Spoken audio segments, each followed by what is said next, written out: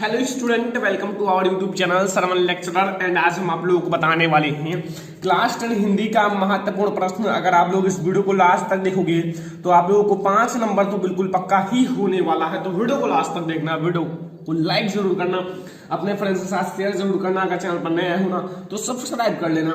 और आज हम आप लोगों को बहुत सारे इंपॉर्टेंट क्वेश्चन बताने वाले हैं। आज का ये आप लोगों के बोर्ड एग्जाम के लिए बहुत ही मोस्ट इंपॉर्टेंट है, ठीक है।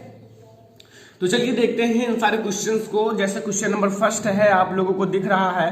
क्वेश्चन नंबर फर्स्ट है, हिंदी के प्रमुख संस्मरण लेखक का नाम बताइए। जो हिंदी के प्रमुख संस्मरण लेखक है ना, उनका नाम बताना है बच्चों। तो हिंदी के प्रमुख जो संस्मरण लेखक हैं वो है बनारसी दास चतुर्वेदी एंड पदम सिंह शर्मा। तो यहाँ पहले जो आपके संस्मरण लेखक हैं वो है बनारसी दास चतुर्वेदी, ये आपके संस्मरण लेखक हैं। एंड पदम सिंह शर्मा, ये भी संस्मरण लेखक हैं, ठीक है। तो अगर आपसे 2 क्वेश्चन पूछा जाए कि प्रमुख 1 बताना है तो आप लोगों से 1 नंबर में पूछा जाएगा, और अगर आप लोगों से 2 पूछा जाए तो आप लोगों से 2 पूछा जाएगा, तो 2 नंबर का पूछा जाएगा। और ये प्रमुख संस्मरण लेखक आपके बोर्ड एग्जाम के लिए बहुत ही इंपॉर्टेंट है, तो इसलिए मैंने आप लोगों को बता दिया। और इसे आपको याद करके जाना है अपने 2021 बोर्ड एग्जाम में, ठीक है। तो अगर ये चीज पूछा जाए आप लोगों के बोर्ड एग्जाम में तो ये आपको बताना होगा कि प्रमुख संस्मरण लेखक हैं बनारसी दास चतुर्वेदी एंड पदम सिंह शर्मा, ठीक है। दूसरा क्वेश्चन है, प्रमुख रेखा चित्र लेखक का नाम बताइए। प्रमुख रेखा चित्र लेखक कौन कौन है? श्रीमती महादेवी वर्मा एंड राम वृक्ष बोनीपुरी। राम वृक्ष बोनीपुरी भी प्रमुख रेखा चित्र लेखक हैं। तो यहां से आपके 2 लेखक कंप्लीट हो गए। एक तो रेखा चित्र अगर आपसे पूछा जाएगा तो आप लोगों को बताना है ये श्रीमती महादेवी वर्मा एंड राम वृक्ष बोनीपुरी, ठीक है। ये आपके रेखा चित्र लेखक हैं। और अगर आपसे संस्मरण लेखक पूछा जाएगा तो ये हैं बनारसी दास चतुर्वेदी एंड पदम सिंह शर्मा। तो ये दोनों आप लोगों के हैं संस्मरण लेखक और ये आपके हैं रेखा चित्र लेखक। तो यहां से आपको ये 2 पोर्शन कंप्लीट हो गया और आप लोगों को समझ में भी आ गया होगा, ठीक है।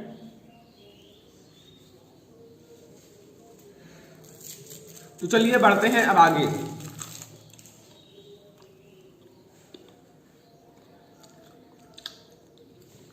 तीसरा नंबर क्वेश्चन है, प्रमुख यात्रा साहित्य लेखक का नाम बताइए। तो जो प्रमुख यात्रा साहित्य लेखक हैं वो यात्रा साहित्य लेखक हैं राहुल संस्कृत्यानंद और देवेंद्र सत्यार्थी।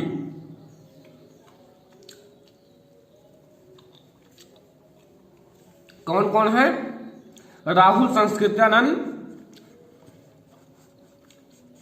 और देवेंद्र सत्यार्थी, ठीक है।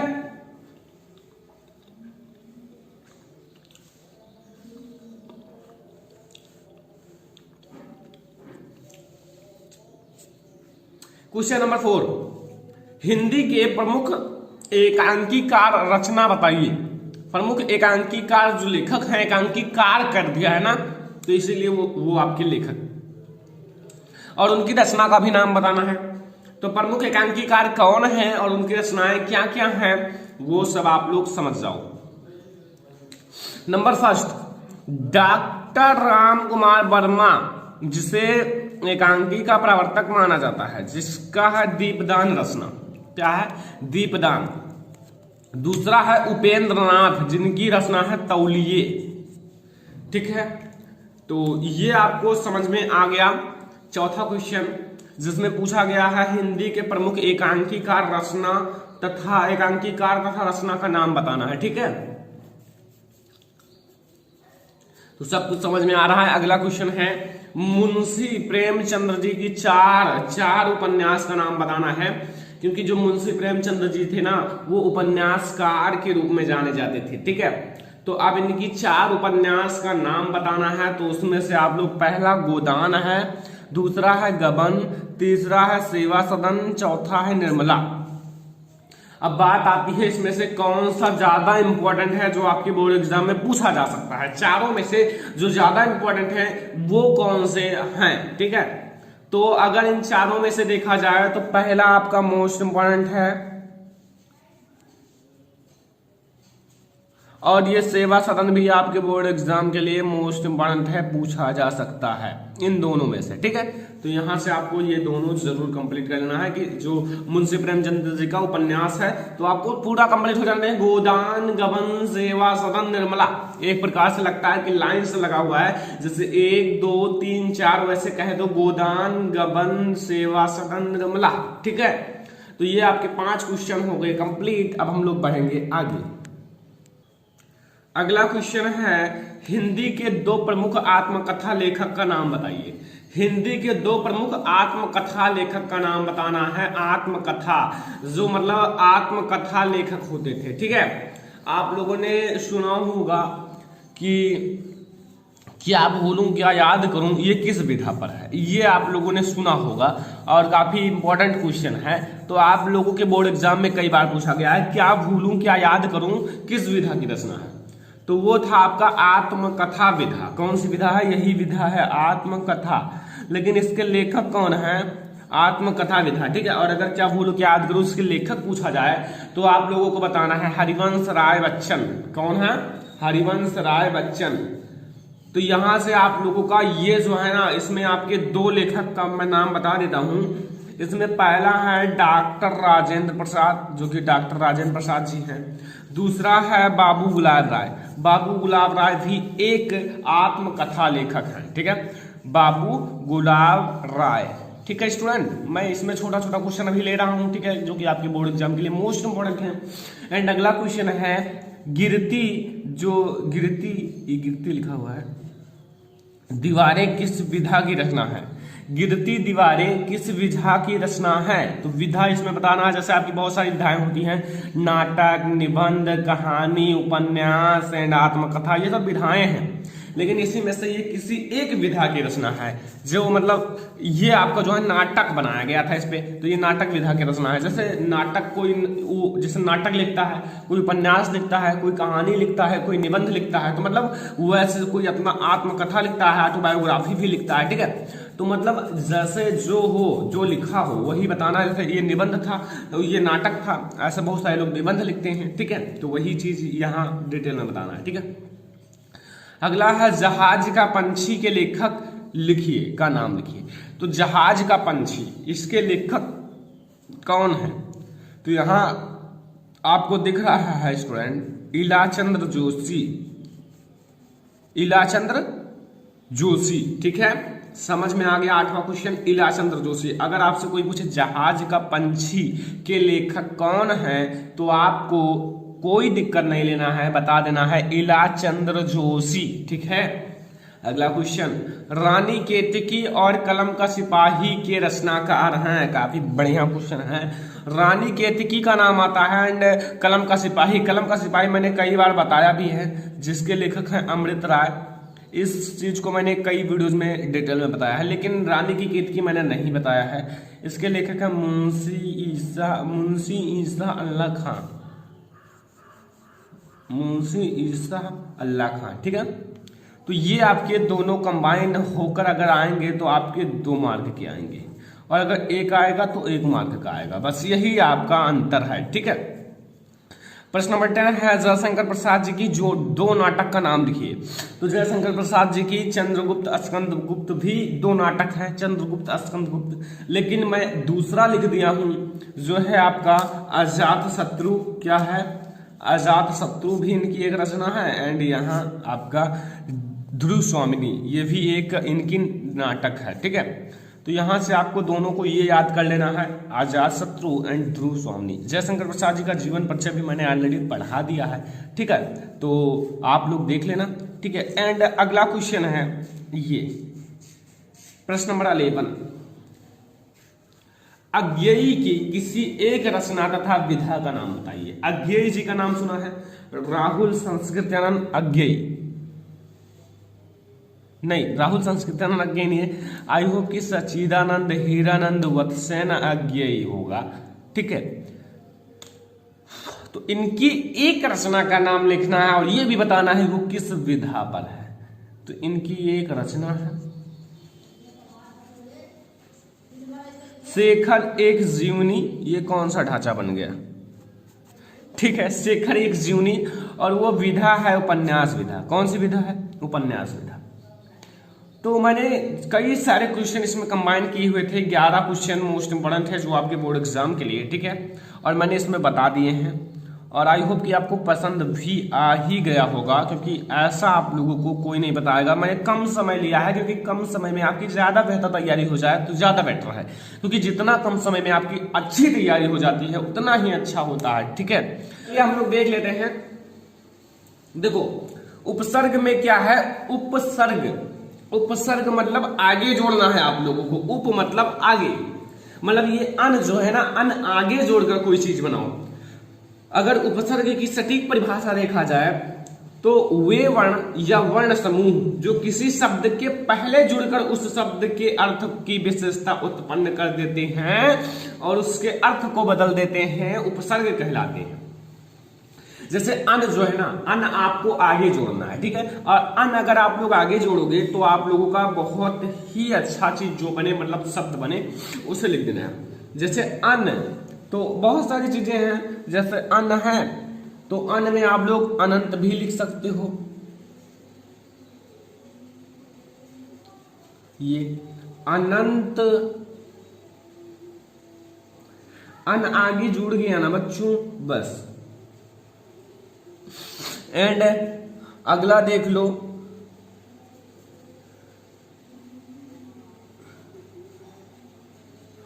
अनौसर,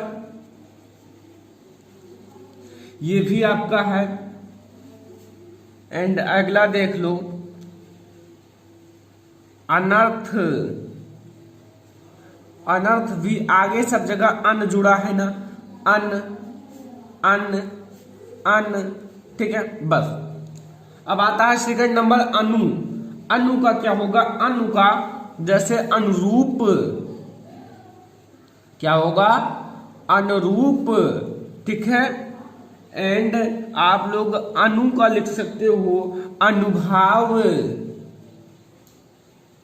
अनुभव, अनुभव लिख दो या अनुभव लिख दो, कोई दिक्कत नहीं है, अनुभव ही लिख दो, कोई दिक्कत नहीं है। एंड और अनुसार, अकॉर्डिंग टू थेल्स परमीय, यानी कि थेल्स परमीय के अनुसार। तो यहाँ ये अनुसार शब्द आप लोग याद रखना, ठीक है, ये ठीक है बच्चा। सु, सु का लिखो, सु का लिखना है आप लोगों को। जैसे सु, सु का नाम सुना होगा, बहुत ही अच्छी चीज है। जैसे सु से बहुत सारी चीजें आती हैं, जैसे सुधार लिख दो, सुधार, सुधार। एंड सु से लिख दो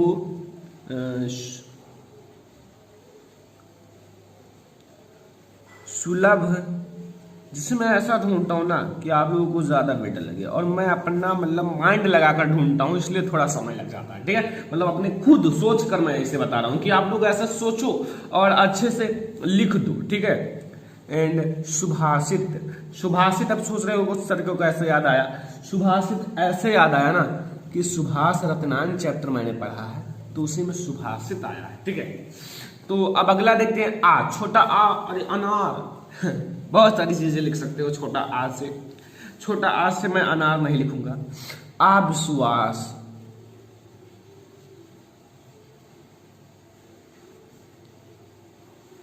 अविश्वास लिख सकते हो। एंड और अलिखित लिख दो, मतलब लिखित जो होती है और एक अलिखित होती है। एंड अहिंसा लिख दो। तो फिलहाल आप लोगों को समझ में आ रहा होगा, ठीक है। ये आपके बोर्ड एग्जाम में 3 मार्क के आते हैं और इसी में से आएंगे 100% आप लोगों को। मैं बहुत सारी वीडियोस भी बना चुका हूँ, ठीक है, इस पर, तो मैं इसलिए थोड़ा कम बता रहा हूँ, ठीक है। अभिप्राय, अभिमान, अब अभी से तो बहुत लिख सकते हो। अभिशाप, ठीक है। तो यहां से मैंने आप लोगों को कुछ उपसर्ग बता दिए, ठीक है। ये सब आपका मॉडल पेपर में से है। कहां से है? सब मैंने मॉडल पेपर में से 5 साल में से 5 मॉडल पेपर में से लिया है, मॉडल पेपर में से। और सभी आपके बोर्ड एग्जाम में हिट करेंगे बच्चों, तो यार याद कर लेना, ठीक है। अगला देख लो, अगला आता है प्रत्यय। प्रत्यय भी मैं 5 आप लोगों को बताने वाला हूं। और प्रत्यय आप लोग जानते ही होंगे क्या होता है, जो पीछे जुड़ता है, जो शब्दांश होते हैं या वर्ण होते हैं किसी शब्द के अंत में जोड़े जाते हैं और जिनके जुड़ने से शब्द का अर्थ बदल जाता है और नवीन विशेषता आ जाती है, उसे प्रत्यय कहते हैं। और प्रत्यय आपके बोर्ड एग्जाम में 2 मार्क का आता है, और 2 मार्क अगर आप लोगों को लेना है तो मेहनत करो।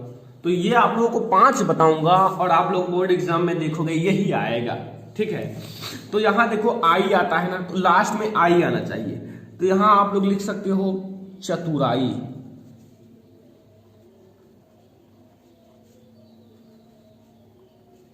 चतुराई, लंबाई। देखो लास्ट में बड़ा आ का मात्रा है और बड़ी ई, आई आता है ना, आई, ठीक है। एंड